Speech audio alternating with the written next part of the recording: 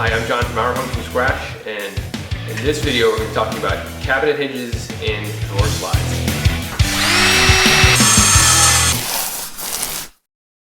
Well, we just finished work in our home office, and we're putting on the finishing touches in terms of decoration and all that stuff. We have to get a carpet and do some other things before we show the reveal of that room. But I got a few questions about door hinges and cabinet slides and drawer slides, that sort of stuff, in terms of what hardware we use and why we use that hardware. So I thought I'd do a quick video on just some different types of door hinges and drawer slides, and so you get some exposure to that if you're not already familiar with that. So we're going to start here in our kitchen. So these are our kitchen cabinets. These particular cabinets are a full overlay door, okay? And you can tell because the door is actually just overlays the face frame. So just real quick, this is the face frame in the cabinet, and these are the doors. So a lot of, if you didn't know there's the doors. So a lot of cabinets don't have face frames. Most American ones do, or American style cabinets have this frame here. If I open this up, you can see our cups and all that stuff here. But if you get IKEA cabinets, they're going to be frameless. Okay, so they're just going to be the boxes and the shelves, and the doors actually cover the whole opening. But in any case, overlay doors use most commonly this type of hinge here, and this is like a cup hinge. And what it has here is a portion that connects to it's secured to the edge of the face frame, and then there's a hole you drill into the door, a large hole, where the hinge recesses. So to give you a closer view, this is another type of full overlay door hinge. And there's a couple different screws on it. Okay, so in this case, this part would go into the door, okay?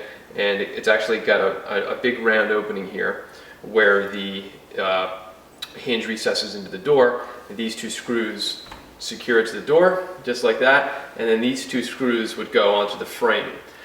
This particular hinge, I think, is for an IKEA style cabinet where the whole side of the box is right here. In this case, the frame is outside of the side of the box. There's maybe an inch or so in there. So in any application, you're building a cabinet or you're styling it, you need to know what sort of configuration you have, whether you have a face frame, whether the doors are overlay, whether it's a frameless cabinet, and that will be your first step in determining what sort of hinge you want to use. The other thing these are referred to as are hidden hinges, because when the door's closed, you don't see any hardware. So that's another determining factor. Do you want to see the hinge in any way, or do you want to be hingeless, so to speak? So when you open it, you see it. Okay, so what do you need to install one of these? Well, you need to drill a large hole, and for that they sell this is a Forstner bit, and the size, I think it's a 35 millimeter, but don't hold me to that. And I'll post a link in the video notes and in the blog notes that goes with this.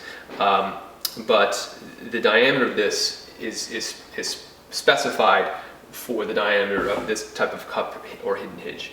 So most of the time when you're drilling with one of these bits, I say the best practice would have you use a drill press, where you put the door upside down and then you drive the drill press, and you'd be able to control more accurately the depth of this bit. Because if you drill too far, it comes out the front of the door, and that's not something you can really repair very easily. So when I built my cabinets in the office, and we'll get to those in a second, I just used one of these in a cordless drill, and you could use that. You just have to be careful and pay attention to the depth that you drill these with. So I think that's it for these types of cabinets. You notice that, and in any case, any types of cabinets, once you add a certain height level, you end up with multiple hinges. This particular door has 3 hinges on it. So that's it for overlay doors and hidden hinges. We'll take you to the office, and I'll show you hidden hinges for inset doors, which is what we use in our office. Okay, so we're in the newly finished home office here, and these are my cabinets. So we're going to talk both about the drawers, the hardware here, and the doors. Let's start with the hinges. So the hinges here these are Bloom hinges. Bloom is the brand, and just like the kitchen, they are cupped. Okay, so I had to drill a large Forstner bit hole here, And because these cabinets are inset, and just to review what that is, this is the face frame like we saw in the kitchen, but the doors don't sit over it, actually sit in the opening. Okay, so we did a couple videos on how to build these, but if you haven't seen those, check them out. But yeah, these are inset doors. So because they're inset doors, they actually require their own type of hinge. Now, in this case, I have one of these here. So this part looks pretty much identical. Okay, you have your cup that goes in the door and the portion that goes onto the face frame or the cabinet body. All right, but in this case, because it's inset, we need to stand them off. Okay, so there's this additional accessory, and this actually gets installed to the frame. Okay, and it's actually behind the hinge hardware. So what happens is the hinge, snap this together. So the hinge actually engages this bracket, but this bracket needs to be installed first.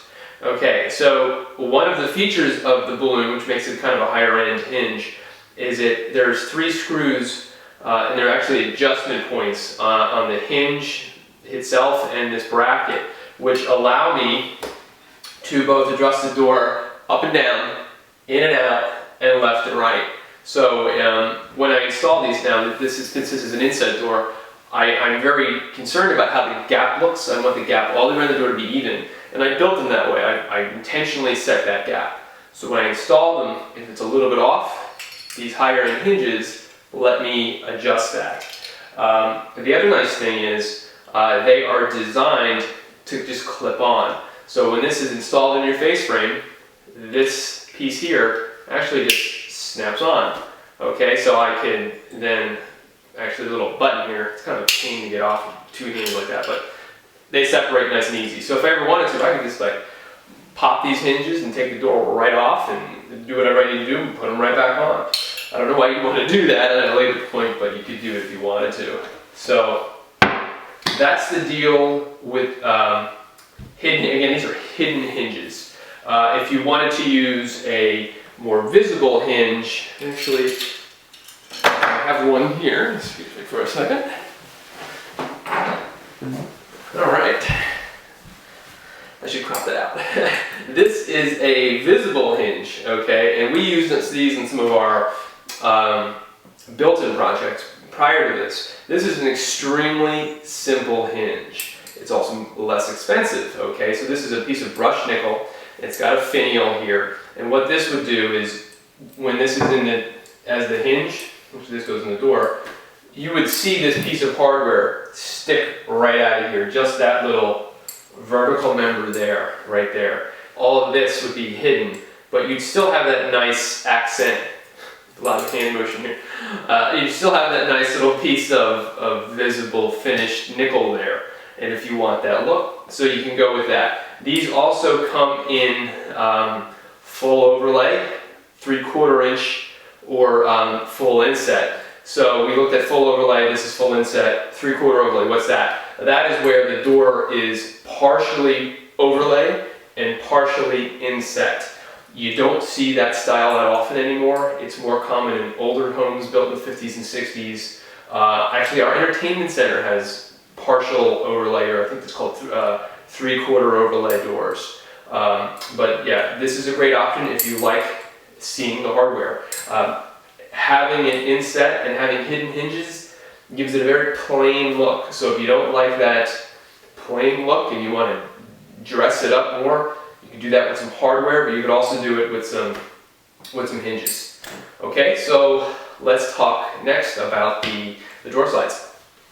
So for our discussion on drawer slides, we're back in the kitchen, and I want to show you real quick our drawer slides and hardware in our kitchen.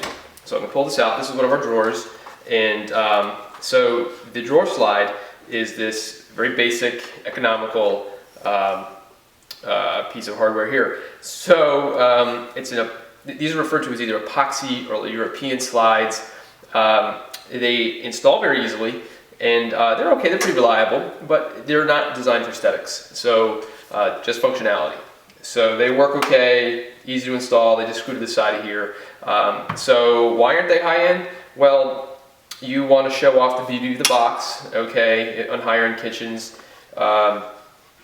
You want a dovetail here, joint for the assembly, but for a real basic box, this is fine. So these slides you can get any home center, or you can order them online. You have to watch out though if you're working with an existing kitchen and it's hardware. Our kitchen manufacturer, to our delight, have their own kitchen drawer slides, custom made and they're custom sized. So if I wanted to replace this hardware, guess what? I gotta go to them, right? So that stinks. And they're a little more expensive. Of course, they mark them up. They're not gonna be any cheaper. But if you're building a cabinet from scratch, an office cabinet, kitchen cabinets, and you want to use these, no problem. Just use the ones you can get readily available. Okay, so that would be my advice to you. As far as the drawer box goes, this is designed to look like solid hardwood. It's not. It's a laminated or a piece of particle board that's got a maple veneer, and the top is maple veneered as well. And that's a technique we also use for our cabinets. But the idea here is, you know, maple's expensive, hardwood's expensive, particle board's cheap, right? So as long as it doesn't get wet, it's fine. But it's not a high-end look, but it is what it is. So these are assembled with just some basic glue and a dado joint here, and then some finish nails or some staples. But it'll hold up fine. But that's just the basic cabinet drawer. Okay, so if I wanted to have a high-end look, I would go with dovetails. I would use solid maple for this. I wouldn't do particle board. But hey, if you're building something for yourself, you don't care about how it looks, you just want it to work, or the dovetails aren't a big deal to you, then this is fine. So let's go ahead and take a look at the cabinets in our office.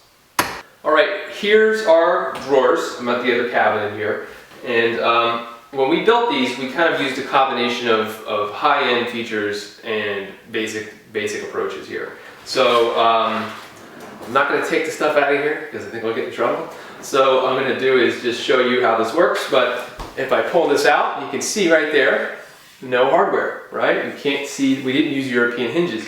We used balloon drawer runners. We used balloon drawer runners. So let's see. The drawer runners actually sit below there, and I'll pop this off. To get these off, actually, there are these little handles, and what you do is you lift up and pull out. Okay, so I'll detach this for you so you can see what this is like. All right. Okay, so these are the drawer runners. All right. They basically snap in and snap out when you push them in. Bloom also makes versions with a soft touch, so when you slam the door or the drawer, it actually grabs it and pulls it in. They're a little more expensive, and we went with the basic Tandem. So these are called Tandem. Is the brand, or is the model, the maker is Bloom. And there's also Tandem Plus, I think Blue Motion is the one where it has the soft close.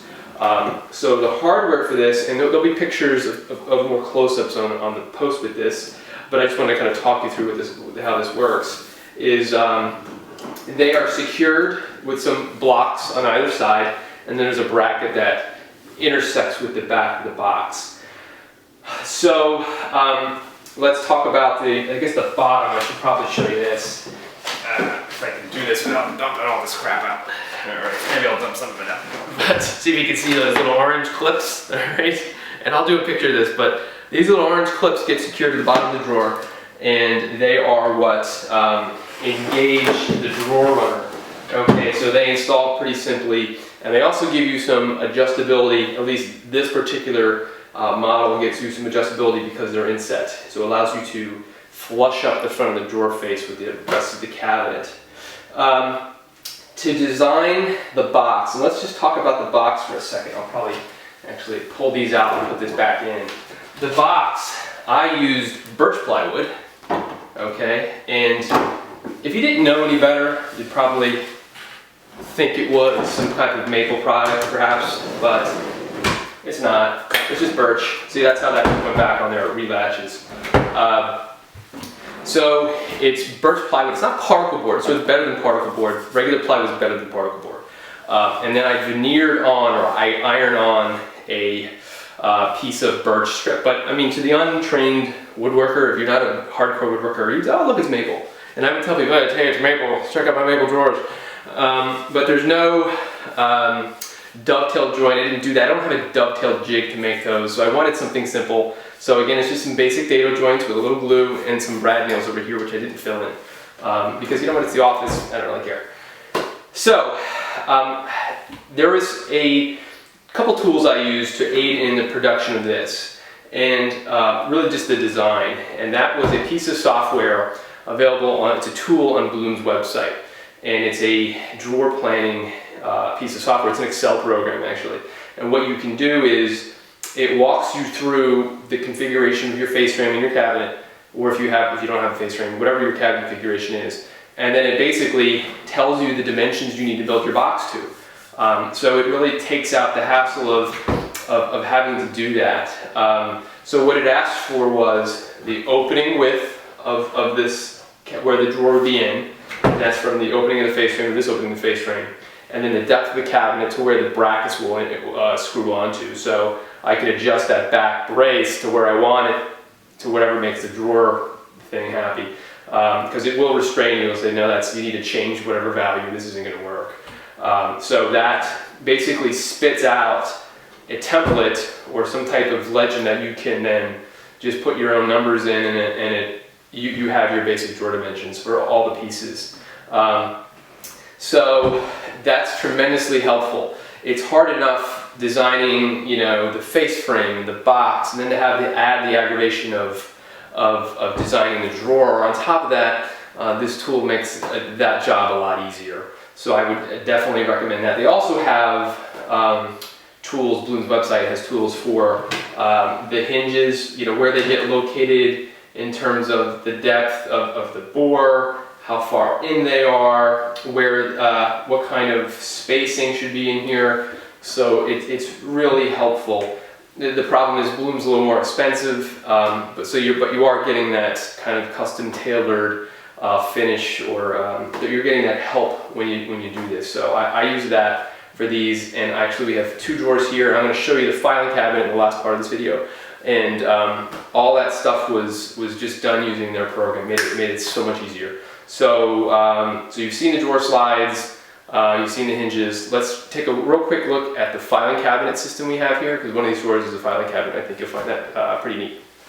So this is our filing cabinet. I'm going to show you the side view here so you can see what I'm talking about. So this is just a regular drawer where I just made the depth deep enough to accommodate our files.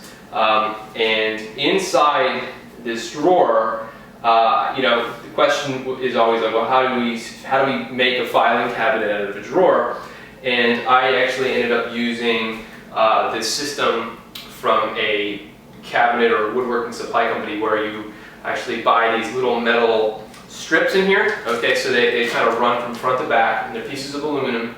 And what we do is they come with little brackets that go to the front and back, and these metal little bars actually just engage on the ends of one of these little files. Okay, so you just space them out. I mean, I could have run them like this, and then I'd have some extra space in the back, so I just ran them this way. So I kind of maximize the volume of the drawer. So the issue was making sure that the depth was great enough, and then the face frame design corresponded to that. But otherwise, it was just a regular drawer. Same type of hardware for the hinges and all that stuff. And then the top one, because we didn't want this to be two filing cabinets. We don't have that many files, frankly. But this is a great little craft drawer for my wife.